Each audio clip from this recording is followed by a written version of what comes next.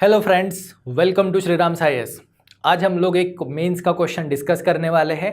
ये question UPSC ने पूछा था दोस्तों 2024 में, और ये क्वेश्चन पूछा गया था 2024 जीएस 3 में। तो दोस्तों जीएस 3 में एक क्वेश्चन आया था। अब इस क्वेश्चन को पढ़ते हैं और हम लोग डिस्कस करेंगे कि इसका आंसर कैसे लिखना चाहिए। ये क्वेश्चन यूपीएससी ने पूछा था 150 वर्ड्स में आंसर लिखने के लिए। 10 मार्क्स का ये क्वेश्चन था। क्वेश्चन है दोस्तों, describe the context and silent feature of the digital personal data protection act. तो digital personal data protection act के बारे में पूछा गया था। दो पार्ट्स, एक है कॉन्टेक्स्ट और दूसरा है दोस्तों साइलेंट फीचर। अब कॉन्टेक्स्ट, तो हमारे क्वेश्चन के दो पार्ट्स हो जाएंगे।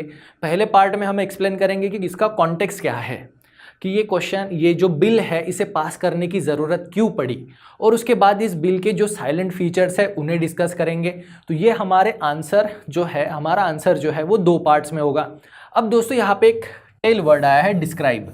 तो जब भी किसी क्वेश्चन में डिस्क्राइब पूछा जाता है तो दोस्तों डिस्क्राइब अगर क्वेश्चन में पूछा जाता है तो उसके आंसर की रिक्वायरमेंट होती है कि आपने उसमें जो भी मेन कैरेक्टरिस्टिक्स है या उसकी जो फीचर्स है या जो आउटलाइनिंग इवेंट्स है उन्हें मेंशन करना होता है। तो हमें जो क्वेश्चन पूछा गया है digital personal data protection act के बारे में, जिसे हम लोग शॉर्ट में दोस्तों डीपीडीपी एक्ट भी कह सकते हैं। अब ये जो डीपीडीपी एक्ट है इसके बारे में जो भी पूछा गया है हमें, तो हमें मेन इवेंट, मेन फीचर और मेन कैरेक्टरिस्टिक्स को ही इस क्वेश्चन के आंसर में एक्सप्लेन करना है। तो चलिए दोस्तों अब इस क्वेश्चन को डिस्कस करते हैं। तो जैसा कि हमने देखा इस क्वेश्चन के दो पार्ट्स हैं। पहला पार्ट है कॉन्टेक्स्ट और सेकंड पार्ट है दोस्तों इसके साइलेंट फीचर्स।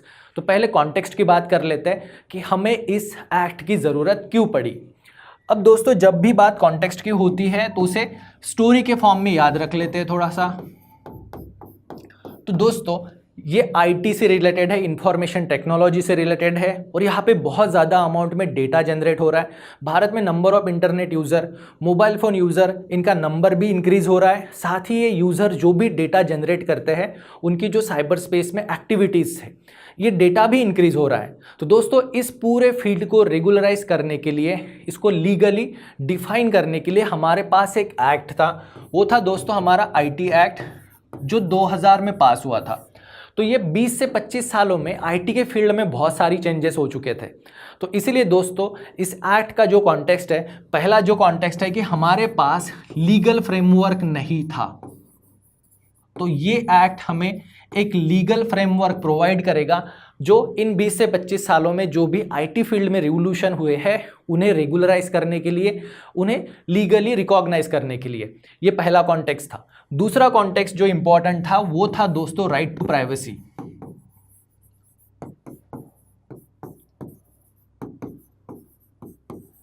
दोस्तों 2017 में पुट्टास्वामी जजमेंट में सुप्रीम कोर्ट ने राइट टू प्राइवेसी को as a fundamental right recognise किया। अब साइबर स्पेस में दोस्तों बहुत सारी पर्सनल इंफॉर्मेशन शेयर की जाती है और उस इंफॉर्मेशन में प्राइवेसी, सीक्रेसी एक्सपेक्टेड होती है, पर इसे रेगुलराइज करने के लिए, कोडिफाइड करने के लिए हमारे पास कोई लॉ नहीं था। तो ये जो एक्ट है डीपीडीपी एक्ट, ये हमें एक लीगल फ्रेमवर्क प्रोवाइड करेगा। Right to privacy cyberspace में भी रेगुलराइज की जाएगी, मेंटेन की जाएगी। उसके लिए हमें दोस्तों इस एक्ट की ज़रूरत थी। इसी कॉन्टेक्स्ट में गवर्नमेंट ने इस डीपीडीपी एक्ट को भी लॉन्च किया। अब दोस्तों तीसरा जो इसका इंपॉर्टेंट कॉन्टेक्स्ट है वो है डिजिटल इकोनॉमी।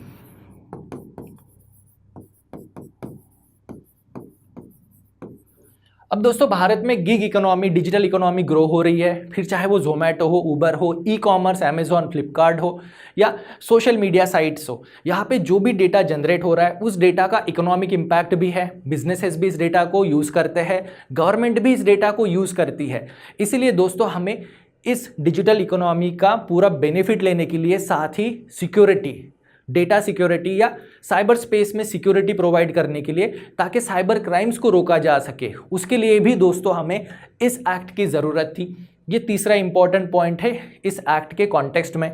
फोर्थ पॉइंट जो आता है वो है दोस्तों इंडिविजुअल राइट्स।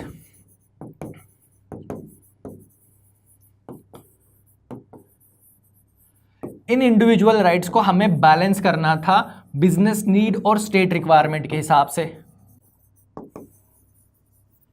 अब दोस्तों बिजनेस नीड, जो भी डेटा जनरेट होता है ई कॉमर्स या सोशल मीडिया पे, इस डेटा को बिजनेसेस यूज करते हैं ताकि मार्केट में डिमांड एंड सप्लाई को एनालाइज किया जा सके, परचेसिंग पावर हो लोगों की, या जो एक्सपेंडिचर का जो उनका बजट है उसके हिसाब से मार्केट टारगेटेड एडवर्टाइजमेंट करता है, और ये जो डेटा है ये बिजनेस पर्पस के लिए यूज होता है। साथ ही में दोस्तों इसी डेटा को गवर्नमेंट भी यूज करती है। अब गवर्नमेंट के पास भी बहुत सारा डेटा होता है। गवर्नमेंट इस डेटा के एनालिसिस पे अपनी पॉलिसीज बनाती है, सब्सिडी स्कीम्स डिजाइन करती है, साथ ही नेशनल सिक्योरिटी के पर्पस के हिसाब से भी, या जो बहुत सारी लीगल केसेस होती है उनमें भी इस डिजिटल डेटा को यूज किया जाता है। तो उसे भी बैलेंस करना था इंडिविजुअल राइट के कॉन्टेक्स्ट में। अब गवर्नमेंट भी यूज़ कर रही है, बिजनेसेस भी यूज़ कर रहे हैं, तो ये इतना सारा कॉन्टेक्स्ट है दोस्तों जो इस एक्ट की रिक्वायरमेंट को स्पेसिफाई करता है। तो हमारा पहला पॉइंट जो था कि इस एक्ट के कॉन्टेक्स्ट क्या था जिसमें इस बिल को बनाया गया, तो दोस्तों ये था कॉन्टेक्स्ट। और ये जो राइट टू प्राइवेसी है उसके साथ ही गवर्नमेंट ऑफ इंडिया ने जो ग्लोबल स्टैंडर्ड है उन्हें भी हमें मैच करना था। जैसे यूरोपियन यूनियन ने GDPR करके एक रेगुलेशन बनाया था। अब दुनिया भर में भी ये साइबर स्पेस में जो डेटा प्राइवेसी जो है इनको स्टैंडर्डाइज किया जा रहा है, तो इंडिया को भी अपने स्टैंडर्ड्स बनाने थे, उसके लिए हमें ये लॉ बनाना पड़ा। तो दोस्तों ये था इस क्वेश्चन का कॉन्टेक्स्ट। अब समझते हैं दोस्तों इसके साइलेंट फीचर्स क्या थे। तो इस एक्ट के जो फीचर्स हैं उनमें सबसे पहला फीचर्स है दोस्तों ये अप्लीकेबल कहाँ पर होगा। अब दोस्तों जब अप्लीकेबिलिटी की बात आती है तो जैसे एक्ट के नाम में मेंशन है ये अप्लीकेबल होगा पर्सनल डेटा के कॉन्टेक्स्ट में। अब दोस्तों पर्सनल डेटा क्या होता है? पर्सनल डेटा वो डेटा जो किसी पर्सन को आइडेंटिफाई करने में हेल्प करता है। तो जो भी इंटरनेट पे साइबर स्पेस में जो भी डेटा शेयर किया जाएगा यूज़र द्वारा, जो उस यूज़र की आइडेंटिटी को, उसके प्रेफरेंसेस को आइडेंटिफाई करता हो और जिससे उस पर्सन को आइडेंटिफाई किया जाता हो, उस पर्सनल डेटा को ये रेगुलराइज करेगा। अब दोस्तों ये पर्सनल डेटा जो है ये साइबर स्पेस में ही जनरेट होगा या ऑफलाइन भी। तो दोस्तों ऑनलाइन जितना भी डेटा जनरेट होता है उसे इस एक्ट में प्रोटेक्शन दिया जाएगा, और अगर कोई डेटा ऑफलाइन मोड में जनरेट होता है तो उस डेटा को अगर डिजिटाइज किया जाएगा इस एक्ट के अंदर प्रोटेक्शन दिया जाएगा। तो दोस्तों ये एक्ट अप्लाई होगा पर्सनल डेटा पे। पर्सनल डेटा जो भी डिजिटल फॉर्म में जनरेट होगा, ऑनलाइन जनरेट होगा, उसे ये प्रोटेक्शन देगा। साथ ही अगर कोई डेटा ऑफलाइन जनरेट होता है पर अगर उसे डिजिटाइज किया जाता है तो उसे भी ये एक्ट प्रोटेक्शन देगा। ये इसका पहला फीचर है जो इम्पॉर्टेंट है। उसके बाद दोस्तों उसका जो नेक्स्ट फीचर जो आता है वो है कंसेंट। तो दोस्तों यूज़र कंसेंट ज़रूरी होगा डेटा को प्रोसेस करने के लिए, स्टोर करने के लिए। अब दोस्तों ये कंसेंट जो है बिना यूज़र कंसेंट के किसी भी डेटा को, पर्सनल डेटा को प्रोसेस नहीं किया जाएगा कंपनीज द्वारा या बिजनेसेस द्वारा या गवर्नमेंट द्वारा। उसे यूज़ करने के लिए यूज़र कंसेंट चाहिए होगा। अब दोस्तों क्या ये यूज़र कंसेंट विड्रॉ किया जा सकता है? तो बिल्कुल विड्रॉ किया जा सकता है। जैसे ही कंसेंट को विड्रॉ किया जाएगा तो ये डेटा उन्हें डिलीट करना होगा, इरेज करना होगा।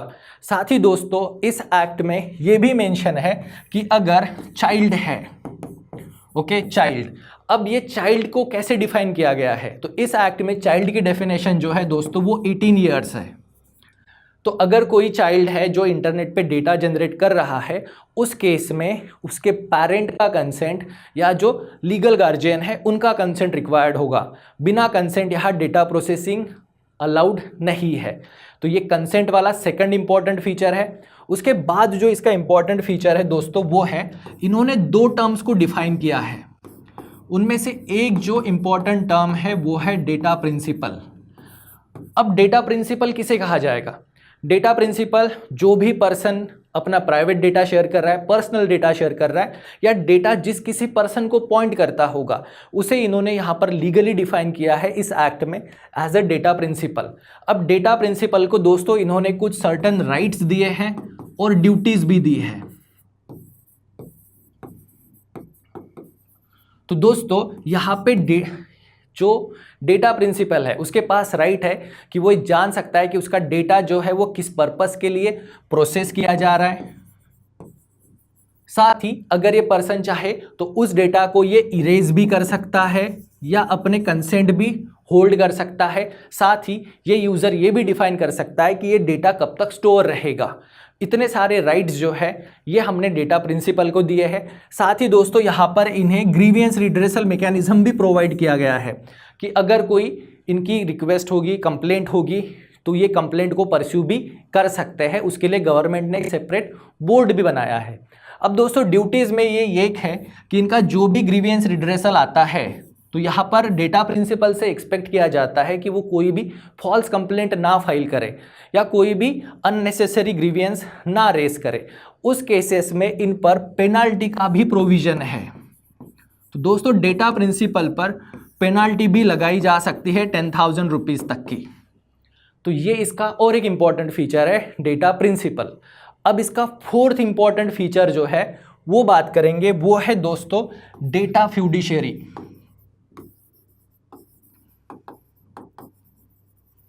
तो दोस्तों डेटा फ्यूडिशियरी किसे कहा जाएगा? जो भी ऑर्गेनाइजेशन है जो डेटा को स्टोर करती है, प्रोसेस करती है या यूज करती है या यूजर से जनरेट भी जो डेटा होता है, उन्हें डेटा फ्यूडिशियरी कहा जाता है। जैसे इस केस में हम मान सकते हैं कि फेसबुक, मेटा जो है, जो फेसबुक से डेटा जो आता है, इंस्टा से जो डेटा आता है, व्हाट्सएप से जो डेटा आता है, तो यहाँ पे मेटा जो है वो डेटा फ्यूडिशियरी हो जाएगा। ट्विटर डेटा फ्यूडिशियरी हो जाएगा। ई कॉमर्स वेबसाइट में अगर बात करें अमेजॉन या फ्लिपकार्ट, ये डेटा फ्यूडिशियरी हो जाएंगे क्योंकि ये large amount of user data share करते हैं, स्टोर करते हैं, प्रोसेस भी करते हैं और उस डेटा को ये सेल भी करते हैं दूसरे बिजनेसेस को, ताकि उनके आधार पर बिजनेस रिलेटेड जो डेटा है, बिजनेस रिलेटेड डिसीजन मेकिंग जो है वो की जा सके। तो दोस्तों ये जो डेटा फ्यूडिशियरी है, इन पर भी कुछ रिस्पॉन्सिबिलिटीज़ दी गई है। जैसे इनका काम है डेटा सिक्योरिटी प्रोवाइड करना। तो जैसे हम लोग अभी रिसेंटली पढ़ते हैं कि बहुत सारे पासवर्ड जो है, यूज़र नेम पासवर्ड रिलीज़ हो गए, जो प्राइवेट फ़ोटोज़ थी वो रिलीज़ हो गई, तो उनका जो डेटा प्रोटेक्शन, डेटा सिक्योरिटी की रिस्पॉन्सिबिलिटी जो है वो डेटा फ्यूडिशियरी को दी गई है इन केस। और उन पर एक ये भी रखा है कि अगर कोई भी डेटा ब्रीच होता है, अगर डेटा ब्रीच होता है तो फ्यूडिशियरी की रिस्पॉन्सिबिलिटी है कि वो डेटा प्रिंसिपल को नोटिफाई करे, साथ ही वो गवर्नमेंट ने जो बोर्ड बनाया है डेटा प्रोटेक्शन बोर्ड, उसे नोटिफाई करे। ये सारी रिस्पॉन्सिबिलिटीज़ जो है वो डेटा फ्यूडिशियरीज़ को असाइन की गई है। साथ ही डेटा फ्यूडिशियरी से ये भी एक्सपेक्टेड है कि जिस पर्पस के लिए कंसेंट लिया गया है, उसी पर्पस के लिए डेटा को यूज़ करे, साथ ही टाइम होने के बाद, यूज़ होने के बाद उस डेटा को डिलीट भी किया जा सके। तो ये सारी रिस्पॉन्सिबिलिटीज़ जो है ये डेटा फ्यूडिशियरीज़ को असाइन की गई है। अब दोस्तों इतना अच्छा लॉ तो हमने बना लिया, अब इस लॉ का इम्प्लीमेंटेशन भी है, एग्जीक्यूशन भी है। उसके लिए गवर्नमेंट ऑफ इंडिया ने और एक इसमें फीचर ऐड किया है, वो है दोस्तों डेटा प्रोटेक्शन बोर्ड।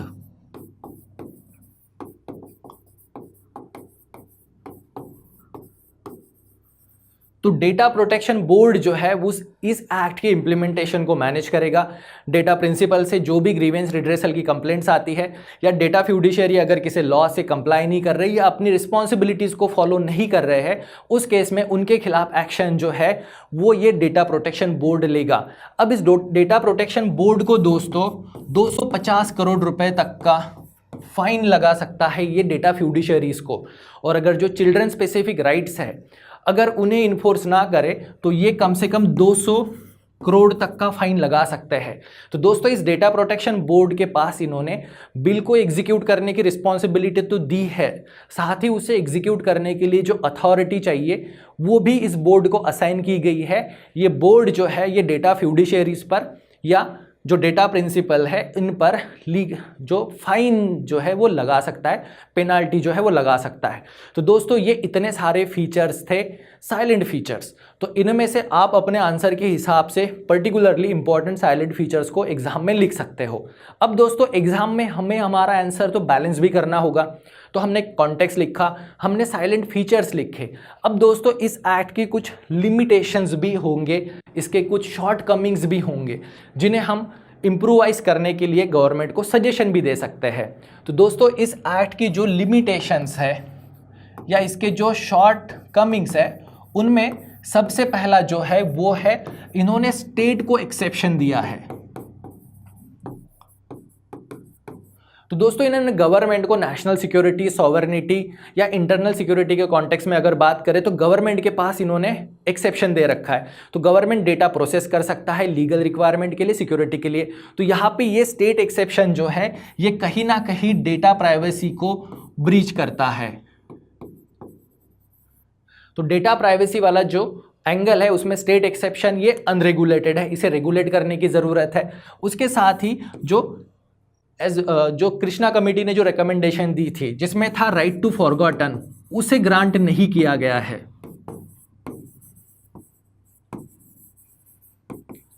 दोस्तों राइट टू फॉरगॉटन जो है उसे ग्रांट नहीं किया गया। साथ ही ये एक्ट जो है ये अलाउ करता है हमारे डेटा को आउटसाइड कंट्री